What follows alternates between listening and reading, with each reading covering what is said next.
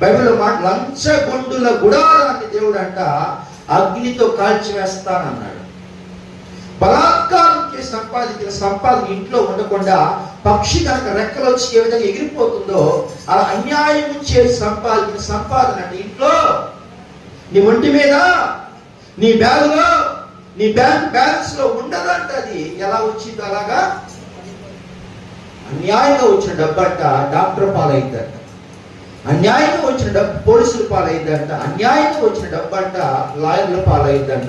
ఏదో కేసు అయింది నీ మీద, నా మీద అయింది, సంపాదించిన వారి మీద అయింది. అంటే అర్థం ఏంటంటే నీతిమంతుల కష్టార్జితము జీవదాయకము. కష్టపడి సంపాదించింది నిలిచిందంట.